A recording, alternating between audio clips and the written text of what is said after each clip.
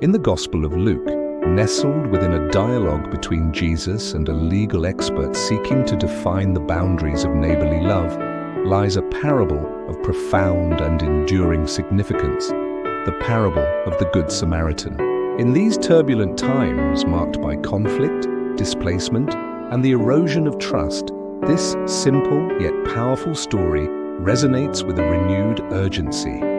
It serves not merely as a historical anecdote, but as a timeless blueprint for human interaction, a potent reminder of the radical compassion that lies at the heart of Jesus' teachings, and a beacon of hope capable of restoring faith in a world seemingly consumed by division.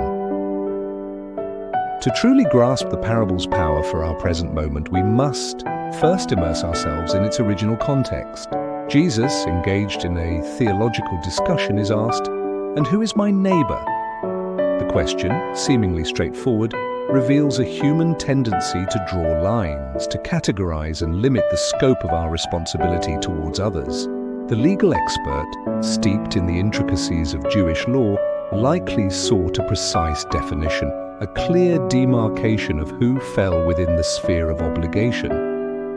Jesus, as was his custom, responded not with a legalistic definition, but with a narrative, a vivid illustration that transcended cultural and societal barriers. He spoke of a man traveling from Jerusalem to Jericho, a perilous journey down a winding road known for its dangers and bandits. This imagery itself evokes a sense of vulnerability and the ever-present threat of violence, a reality that tragically mirrors the experiences of countless individuals caught in the crossfire of modern conflicts. The traveler is ambushed, stripped of his possessions, beaten and left for dead on the roadside. His plight is stark and brutal, a visceral depiction of the human cost of violence and indifference. He is reduced to a state of utter helplessness, his life hanging precariously in the balance. This image should sear itself into our consciousness, reminding us of the immediate and devastating impact of conflict on individuals, tearing apart lives and leaving behind a trail of suffering. As the wounded man lies by the wayside, two figures appear, both seemingly possessing a religious authority and a presumed obligation to act with compassion, a priest and a Levite. These were individuals deeply embedded in the religious fabric of their society, custodians of the law and tradition.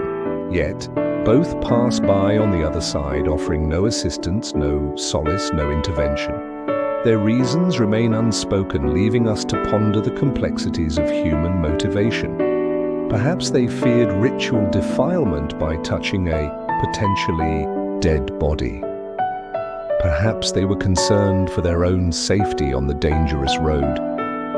Or perhaps, tragically, their hearts had grown calloused to the suffering of others. Their inaction serves as a stark indictment of a faith that prioritizes ritual, purity, or self-preservation over the fundamental call to human compassion. It challenges us to examine our own priorities and the excuses we might offer for turning a blind eye to the suffering around us. In a world where news of atrocities and human suffering floods our screens daily, the silence of the priest and the Levite becomes a chilling echo of our own potential apathy. Then a third traveler appears, a Samaritan. The Samaritans were a people historically and religiously estranged from the Jews, often viewed with contempt and hostility. In the context of Jesus' audience, the very mention of a Samaritan would have likely evoked feelings of prejudice and disdain.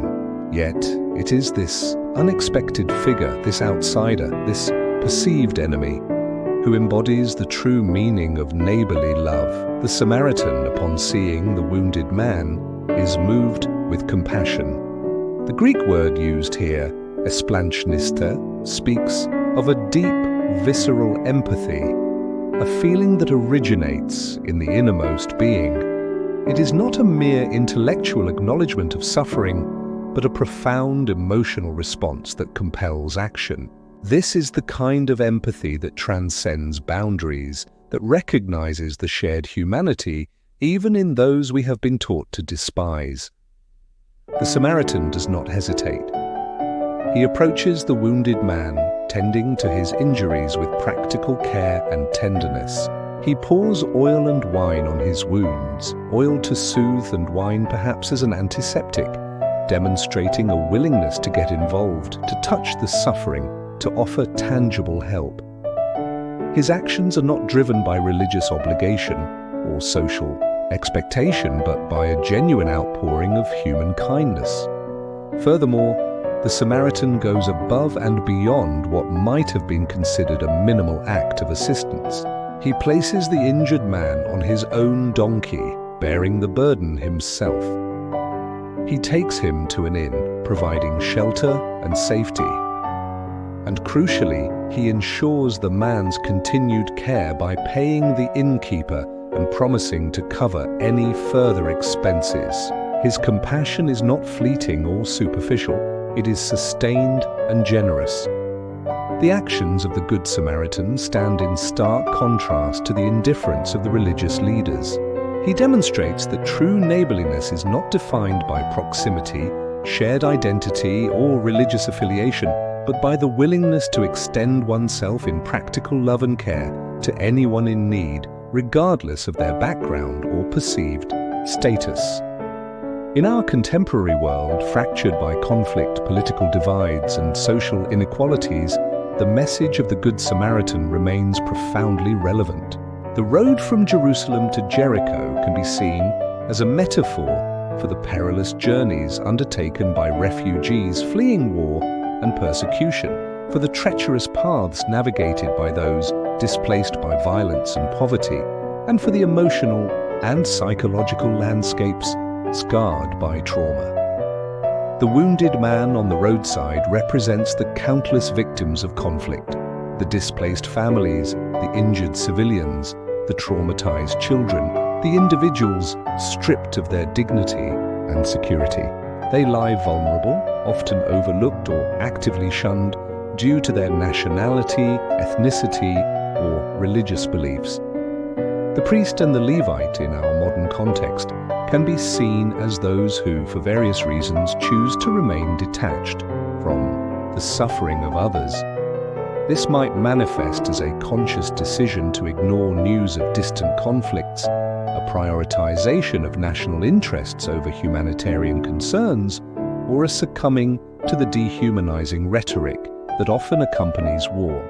The fear of getting involved, the concern for personal comfort, or the adherence to narrow definitions of us versus them can paralyze compassion and lead to inaction.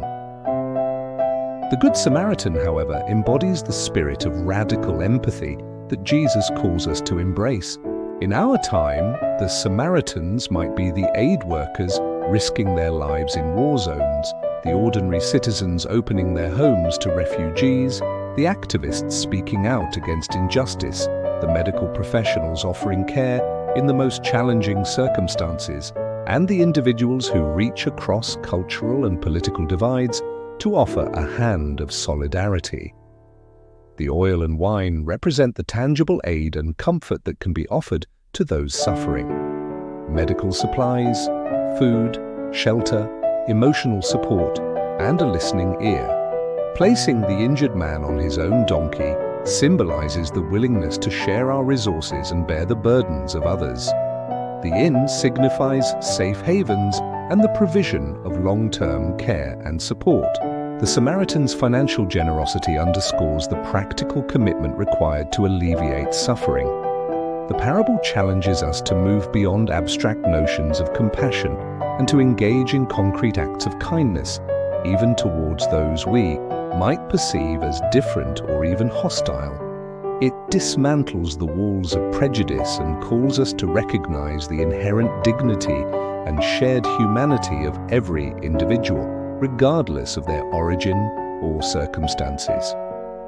In a world saturated with images of violence and division, the story of the Good Samaritan offers a powerful counter-narrative.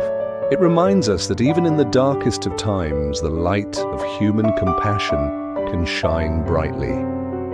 It calls us to be agents of healing and reconciliation, to actively seek out and care for the wounded on the roads of life, both near and far. Restoring faith in Jesus during these difficult times requires more than just reciting scripture or adhering to religious dogma. It demands that we embody the radical love and compassion that he exemplified and taught. The parable of the Good Samaritan is not simply a story to be admired, it is a call to action, an invitation to become the Good Samaritan in our own communities and in the wider world. This means actively challenging narratives of hatred and division. It means extending empathy and understanding even to those with whom we vehemently disagree. It means being willing to cross boundaries, be they geographical, cultural, or ideological, to offer help and support to those in need. It means advocating for justice and peace and holding accountable those who perpetrate violence and injustice. The parable also speaks to the transformative power of individual action. The Samaritan was not a powerful leader or a wealthy benefactor. He was an ordinary traveler who chose to act with extraordinary compassion. Each one of us has the capacity to be a good Samaritan in our own sphere of influence, offering kindness, support, and solidarity to those around us, whether they are our immediate neighbors or individuals suffering in distant lands. In these times of war and unrest, it is easy to feel overwhelmed and powerless. The scale of suffering can seem insurmountable, but the parable of the Good Samaritan reminds us that even small acts of compassion can have a profound impact. One person tending to the wounds of another, one act of generosity offering respite, one voice speaking out again.